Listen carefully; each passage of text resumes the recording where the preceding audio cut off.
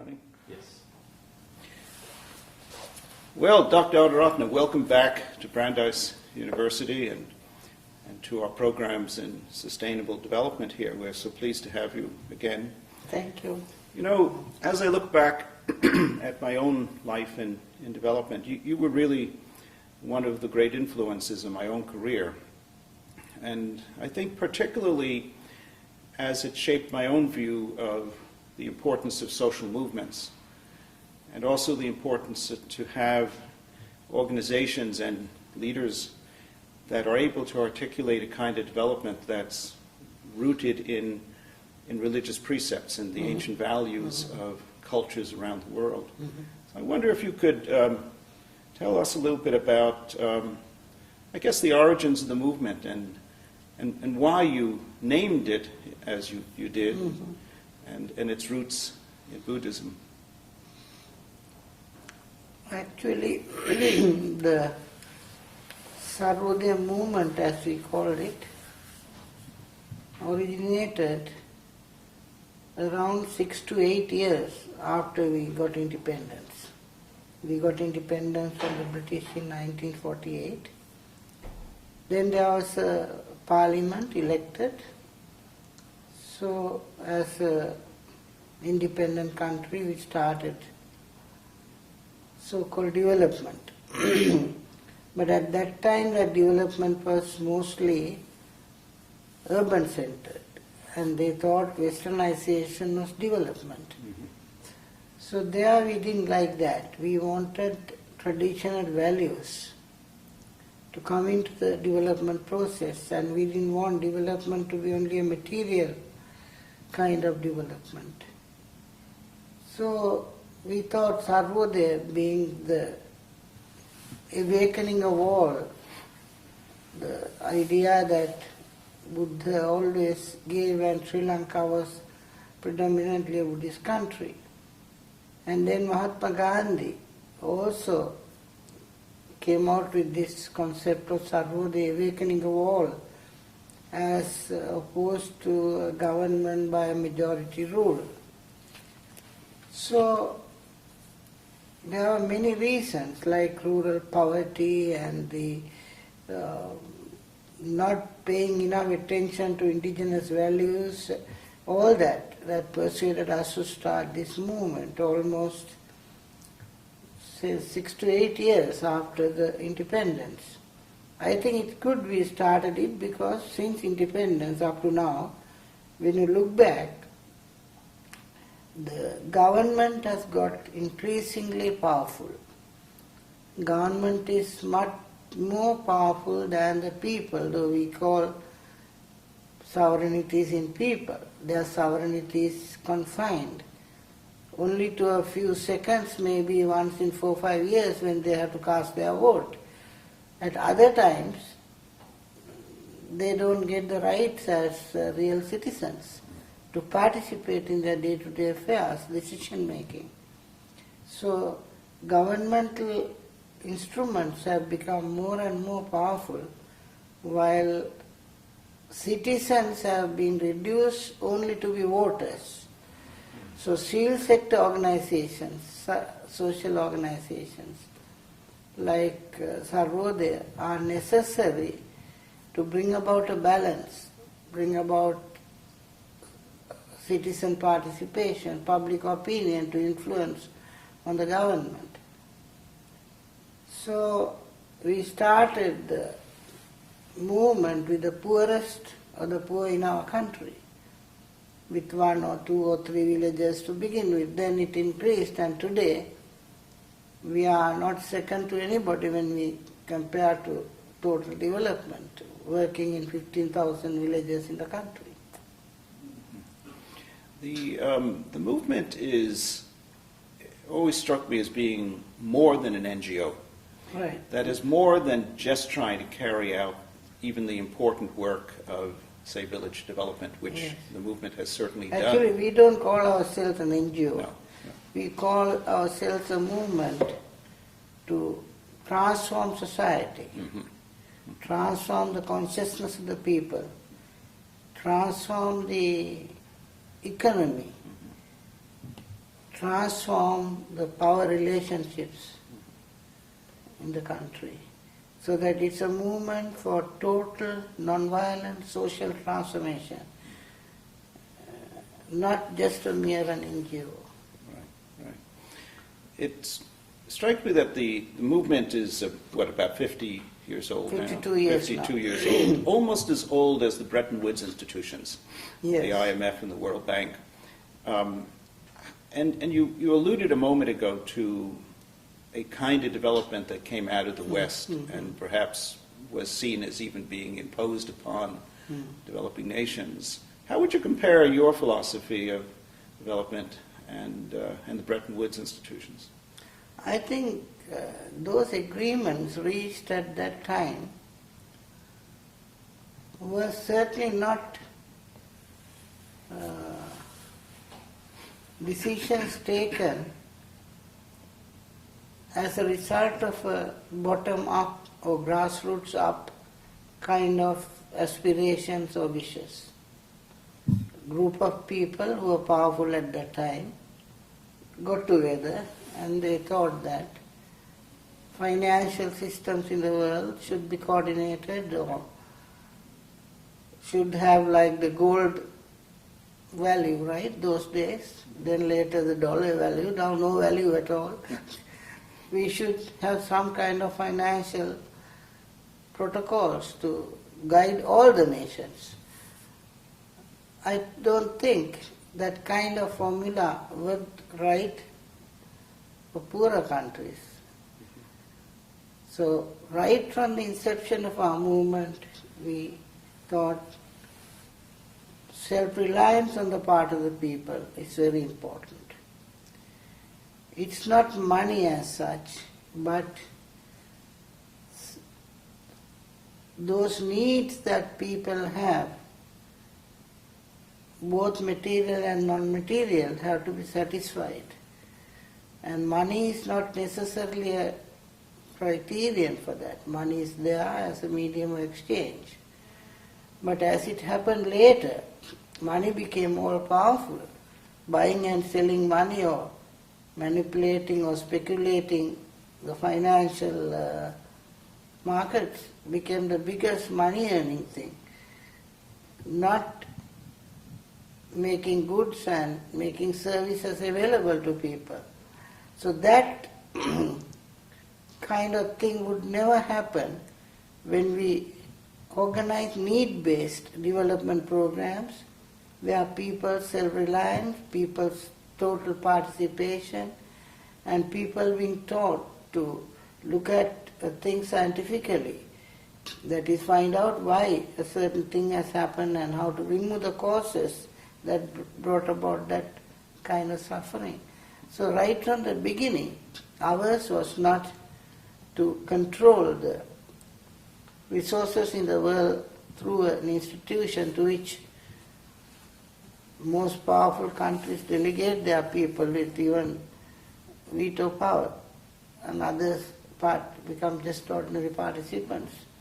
Even the United Nations was formed like that. So we believed in the opposite. Every human being has a right to life and to live in dignity. He has a right to decide his future.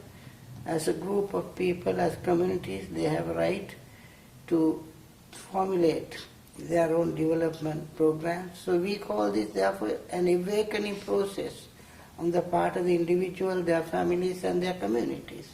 Later their countries and the whole world.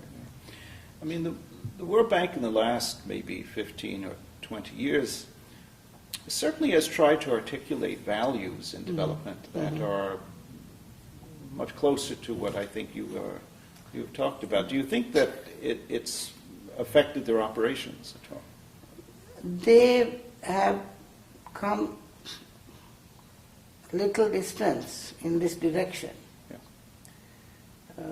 It's like Mahatma Gandhi calling the rich people who are supporting his independence movement, look at this gentleman, so-and-so, is funding my trips around the country. But he will help me to the extent that he will not become poorer by 1 cent. because he's having those immense wealth, all these people are poor. You know, he showed the relationship between poverty and richness. In the same way, the World Bank would formulate all kinds of policies which say people should participate, people should be consulted, and all that is fine. But the basic thing, who owns these things? Where is equity? Those things are not taken into consideration. Let me ask you a little bit more about Gandhi, because I know he was he was a great influence in your own life. Mm-hmm. Sri Lanka has just ended almost 30 years of a war Mm-hmm. that cost the lives of tens of thousands of people, and a real brutality, perhaps even on both sides of the conflict. And I know that the movement under your leadership worked very hard through peace meditations and marches and through raising of consciousness of the country that this was not the answer. Nevertheless, it was fought and ended in great bloodshed. Mm-hmm. Does that, did it make you worried at all about the effectiveness or influence that a Gandhian movement can have in a country in such great strength? You know, the Gandhian influence was not that effective in the political fields, not only in Sri Lanka, even in India. Pertaining to the kind of development, kind of governance that Gandhi conceived did not materialize in India. That's true. For example, he believed that Swaraj should start from the individual and the village. So he conceived of a commonwealth of village republics, as he called it. He did not conceive of a central government as powerful as any other government in the world. Now that is what India is. Same with Sri Lanka. Secondly, Gandhi did not believe in violence. If he could win freedom through non-violence, why not maintain that freedom through non-violent means? So he would not have conceived of having the kind of armed forces which India has today. They can fight any country in the world now. They are the most modern weapons. So in Sri Lanka too, in development and in politics, I don't think Gandhi had any influence. But certainly in the moral field, among the general public, Gandhi's influence was as great as, like the case of Buddha. So when war occurred, the causes of that war was a party and power political system that was alien to our people, that was introduced to Sri Lanka. So various parties thought that allegiance a person may owe to his caste or his race or religion is a good way of winning votes. So they started, rather than championing the development or well-being of all, they started championing the cause of a particular Sinhala race or Tamil race or Buddhism or Christianity or Hinduism, whatever it is. So it became a fragmented society. And then the dissensions led to a lot of small conflicts which led to terrorism, armed struggle and full-scale civil war. So while politicians and the Western interests were promoting that line of action, we were promoting the opposite. We were telling we are one humanity, one human race.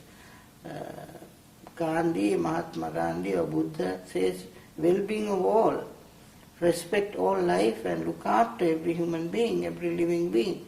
So we promoted non-violence. We promoted these people to come together rather than separate and work together. So though 30 years of war went on, nearly 50 years of our bringing the people together also continued at the same time.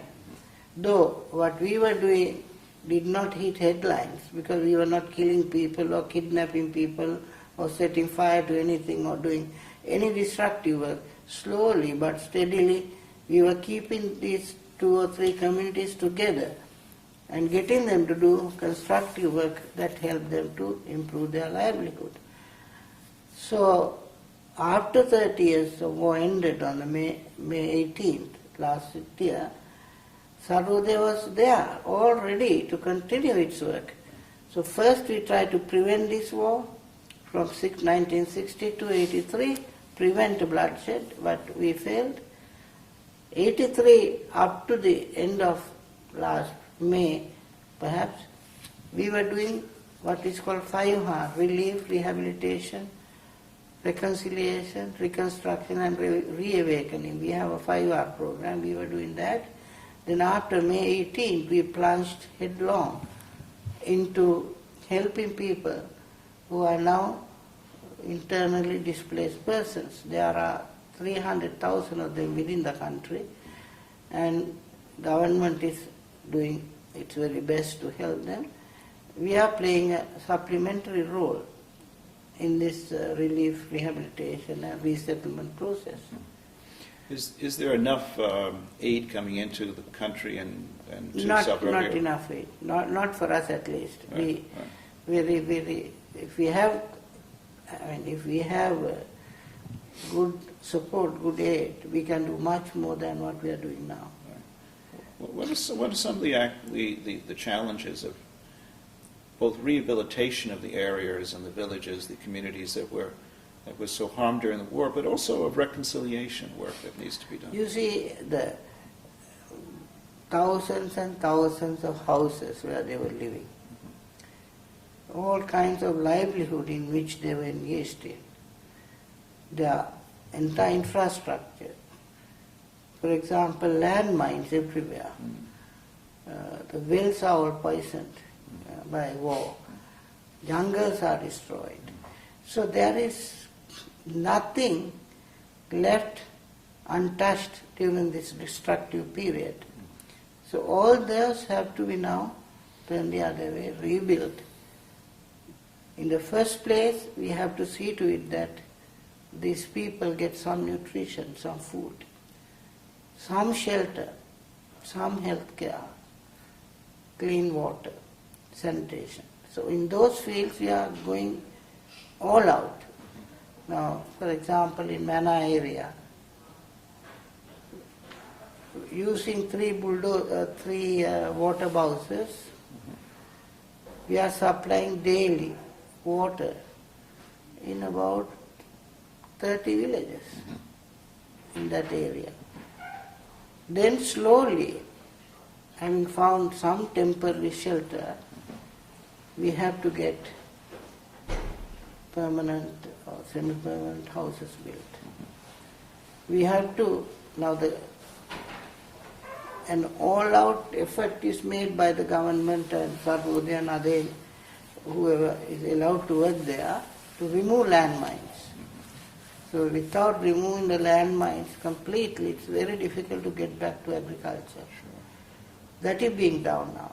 So we have started a series of home gardens, a number of other livelihood programs. While doing all these things, physical things, there are some other things that are very essential. One is to heal the wounds in the minds of people, because practically everybody there in the north has lost somebody from their family.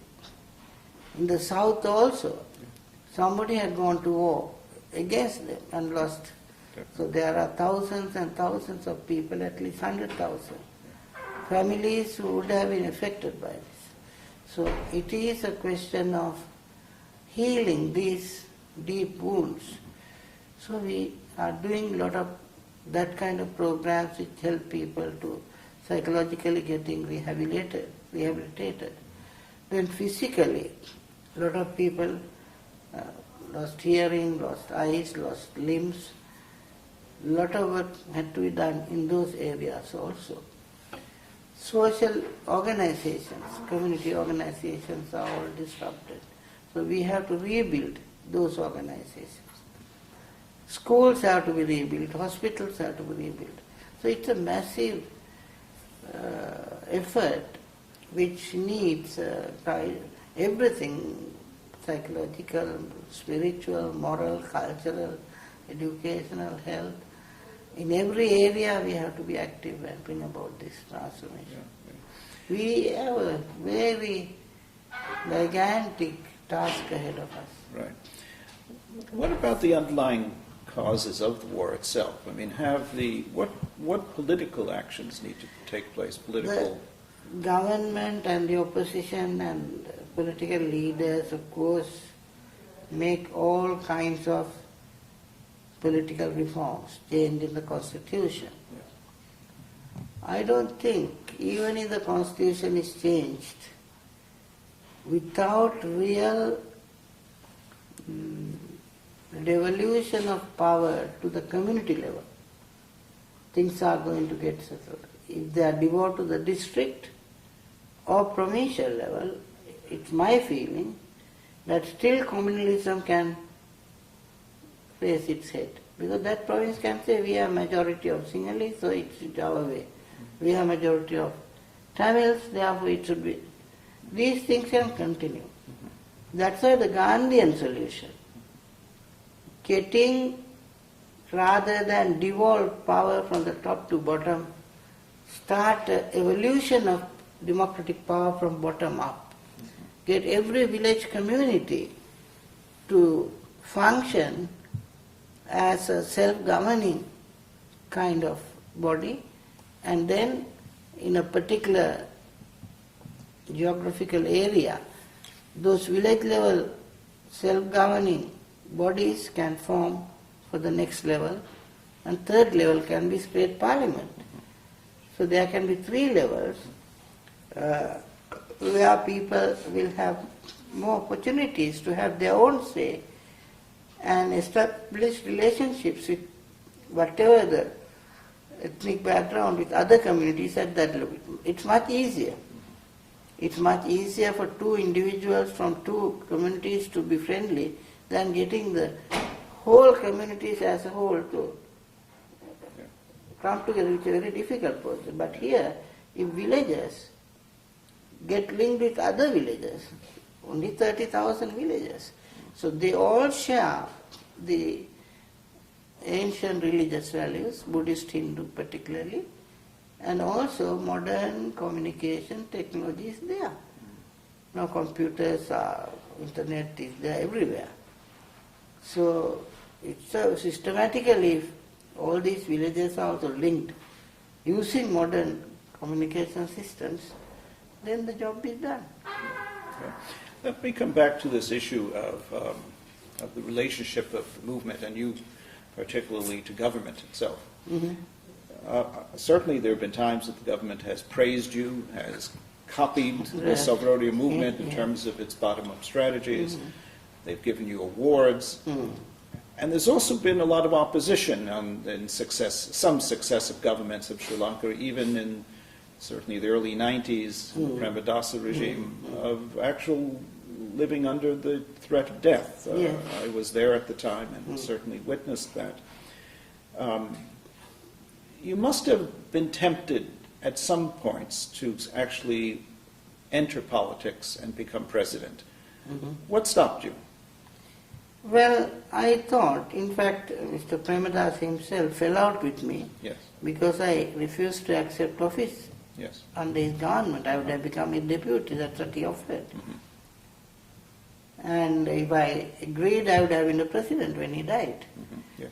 But that never tempted me because I had certain spiritual objectives rather than political objectives. Even today, that's so. But at the same time, I did not want power that should be really exercised by the people to be exercised by one person or a coterie of people at the top, the way they want. So I always believed in participatory, highly decentralized political systems. That's why this Gandhian concept of village republics attracted me right through the last 5-6 decades. So I thought we should implement that.